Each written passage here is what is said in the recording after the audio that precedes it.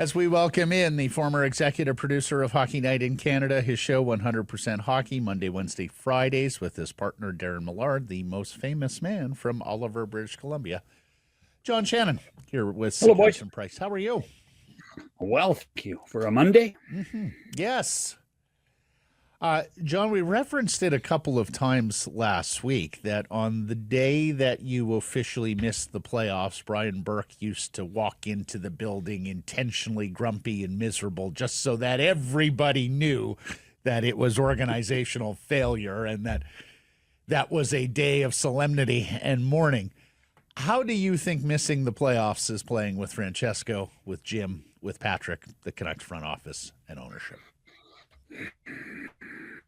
Not well, that's for sure. If Berkey was grumpy, then I can only imagine what Jim Rutherford would be like. I think that this has been such an unpredictably frustrating season on so many different levels that I think that they've probably prepared themselves for it more than anything, because these guys get a real sense of what their team is like and what they're going to do, and long before we do. But at the same time, the shock of what has gone on, particularly since Four Nations, when, if you recall, they went to Four Nations 6-1-1. And everybody thought, they've turned it around. Life is good. And then that awful loss in Utah right after, you could just sense it, that things were not going to go right. And I'm sure they've had that feeling since that period of time at the end of February. If you're advising them heading into their season-ending media availability, do you think, should they fall on the sword? Should they take responsibility, accountability?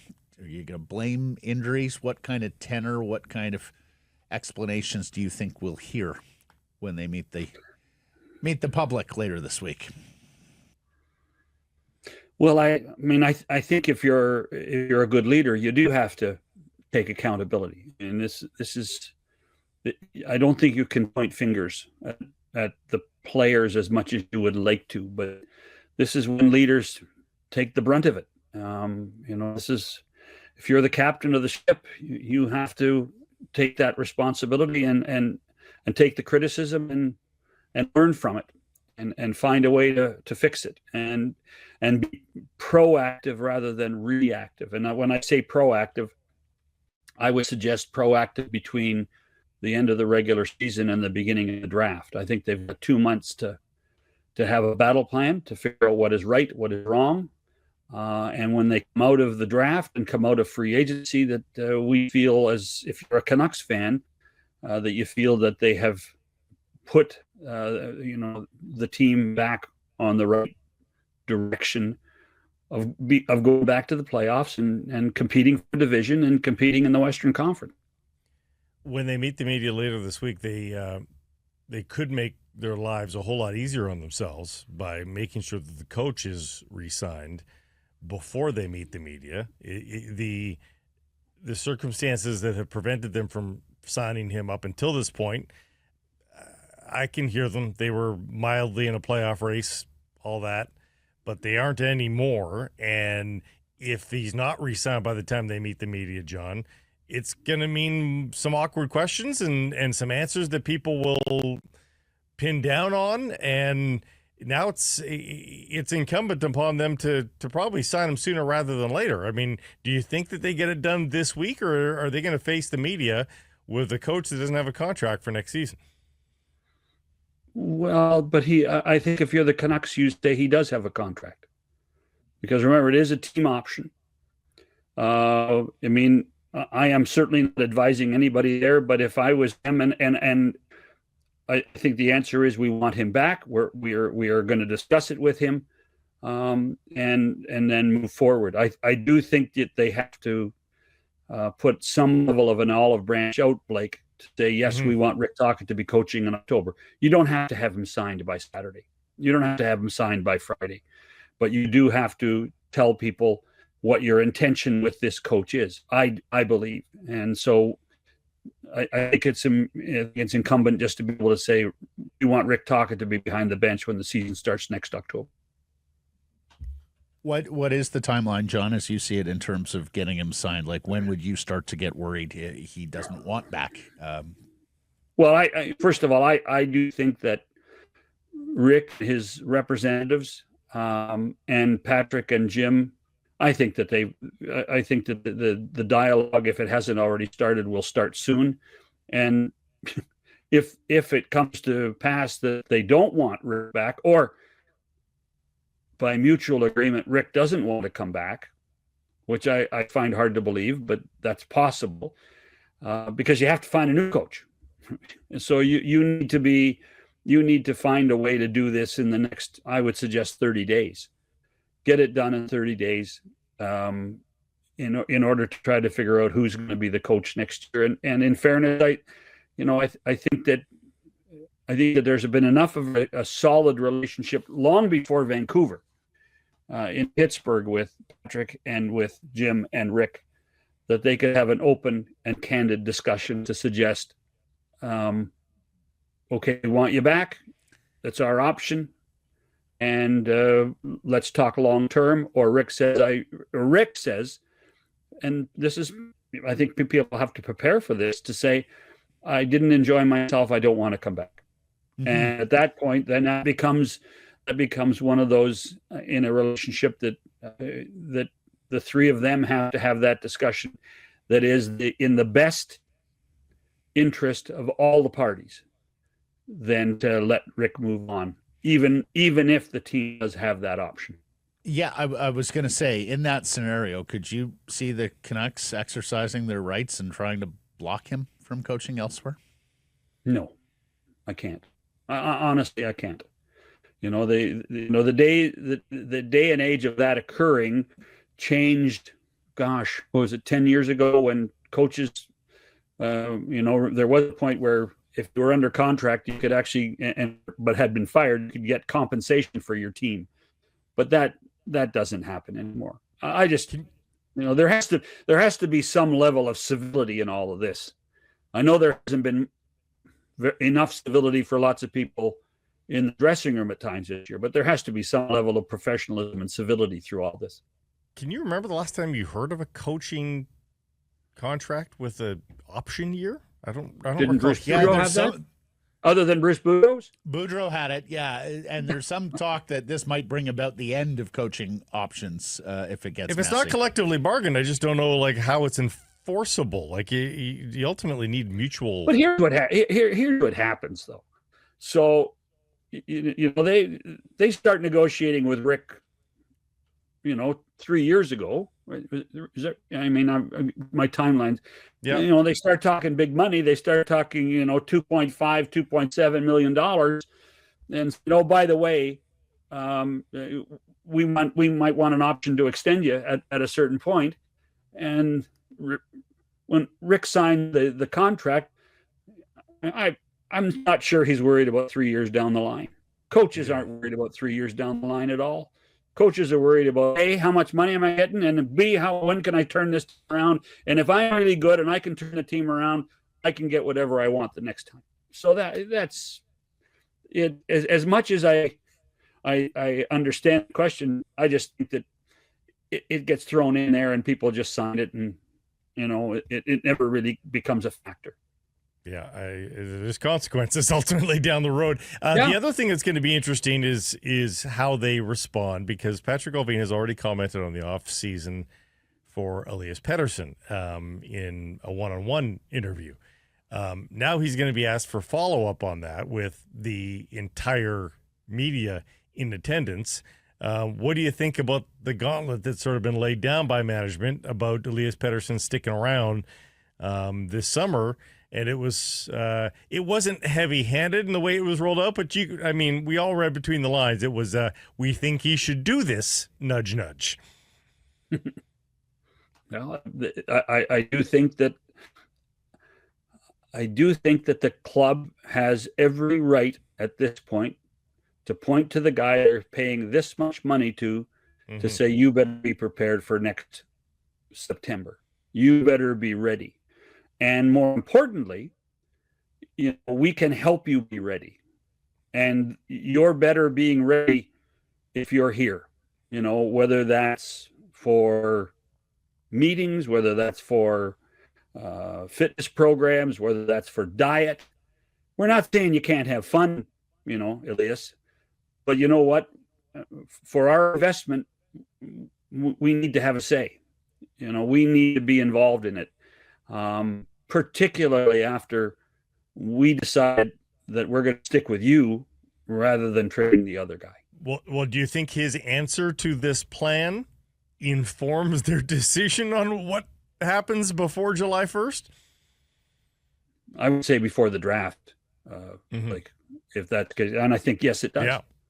I think yes, it does. I mean, and there's a lot of reasons for that too, is whether no move clauses kick in as well, right? So that becomes a factor in all of this. But yeah, this is a huge test for the Canucks, and it's a huge test for Pettersson. And it's really kind of sad it's come to this based on what everybody believed was supposed to be potentially one of the great superstars of the game.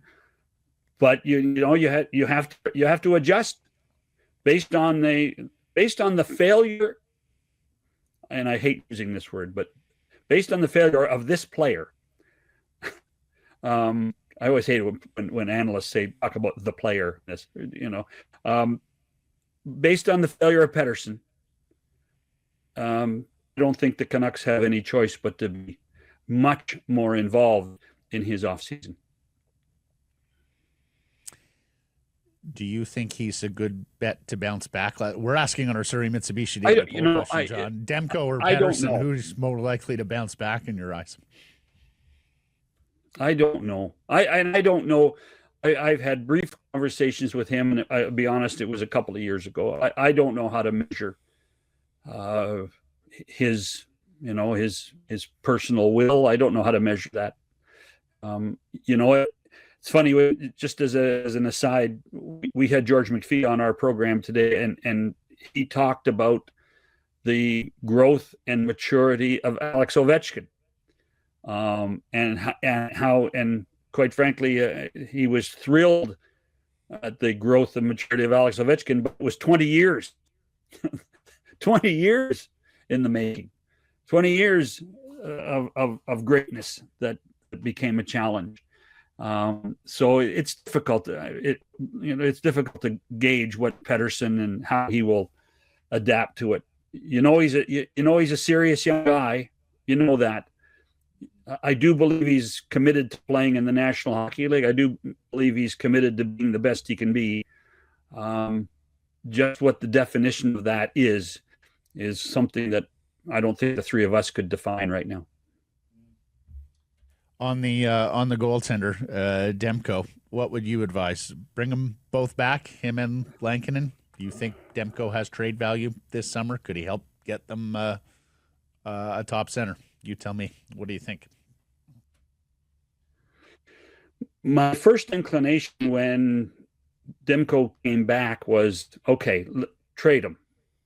You can get that big center. You can get that that offensive player with Demko.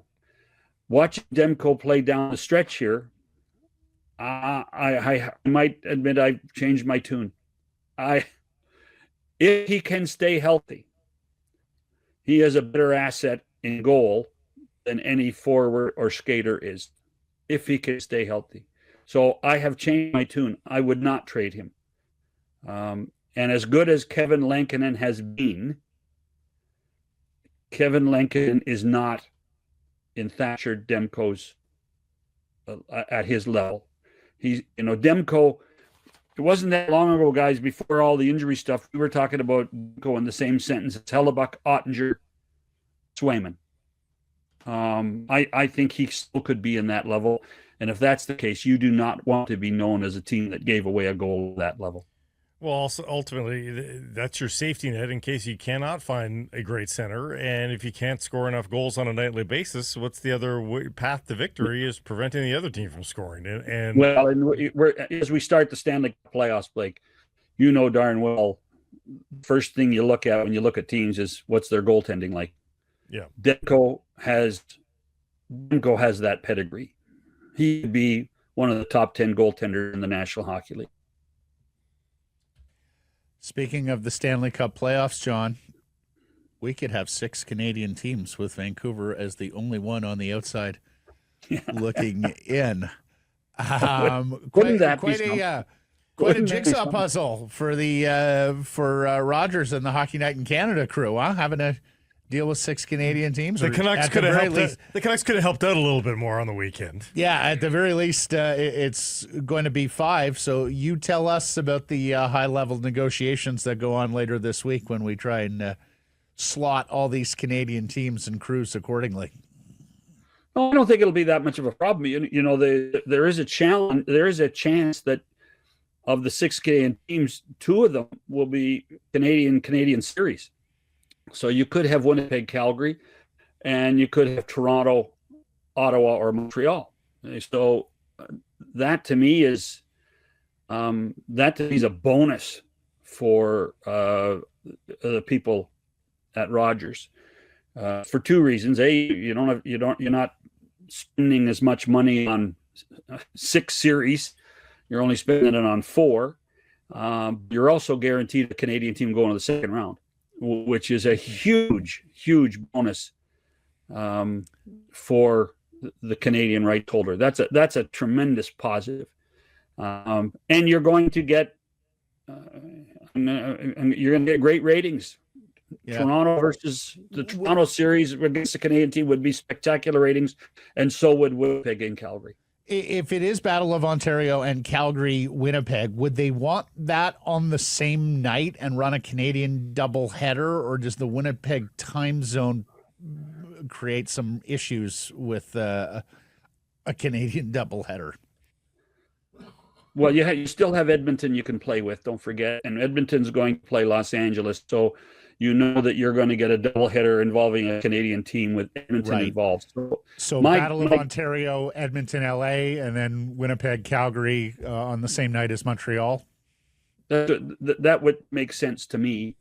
The problem, and again, not another blatant plug. We had the schedule maker on a week ago to talk about this, and the unfortunate problem is that teams in the Central Time Zone are the ugly stepchild. Yeah. So you could be looking at 8:30 local starts in Winnipeg, is what I'm hearing. Yeah. Well, more like they go early, right? Bump them early. No. If they're on the same night as Montreal, they're going late, and so what you're talking about is an 8:30, and then if ESPN or TNT decide to pick up the Winnipeg series, which is doubtful, but if they do, then it's probably 8:52 Central Time. Gosh. That's a possibility. Lastly, speaking of sports on television, I saw your tweet yesterday about Rory McIlroy in the Masters as he was making the walk to scoring, which I saw somebody else say they thought it was the best 2 minutes of sports television they've ever seen. But your informed opinion on that, sir? Oh, well, first of all, I love the way CBS always handles the Masters, although I would have liked to have seen Corey Connors a little more. I would have. But Corey's putting prevented that. He had agency there, John. Yeah, if he makes a few more putts, they're with him through 18. No, but that was weird. Patrick Reed was in the hunt, and they didn't show that pairing at all. They didn't show Patrick Reed either. It was really weird. There was a hell of a lot of drama with Rory and Bryce. If you're going to take the camera off Rory and Bryson, you better be sure. Oberg got a ton of coverage, and he was going nowhere. It was. As a guy who has produced golf before, you fall in love with golfers. You do. You fall in love, and it all becomes pacing and which guy is live and which guy's be played back. And so Oberg became the guy to play back. It's too bad about Corey. Corey just can't putt. I wish Corey could putt. If Corey could putt, he's the best ball striker on the tour. And there's a generation of listeners that will laugh and say he's like George Knudson. Knudson never wanted to practice putting. Anyway, the original question was, when McIlroy won and Jim Nantz decided not to speak, and they walked up all the way almost to the cabin, to the clubhouse. It was electric. It was just spectacular. Pictures and sound, and to have his reaction all the time is just you can't beat it. And they, Tiger in 2019 was as good. Tiger 2019 was electric, and this one would, to me, in my mind, was just as good. And to see the raw emotion of people and see him hug, when he hugged Steve Lowry, I was almost in tears too. So it's just fantastic to give the viewer at home that feel. That's pretty smart television. After the final call from Nance, he and Immelman said 46 words in 7 minutes and just let the pictures of Rory carry. Which the is day. odd great for plans. that broadcast. Awesome. Because they love to have famous last words on that broadcast, and they restrain themselves. I think they both realized they got something going on there that they could not enhance, no matter how poetic. I do think they learned that from 2019 and the Tiger Walk, and I think it's been that way ever since. Yep. Awesome stuff, John. Thank you for the time here today this week, sir. Next time we talk, we'll have the Stanley Cup playoffs going. Appreciate this. Happy Monday, boys.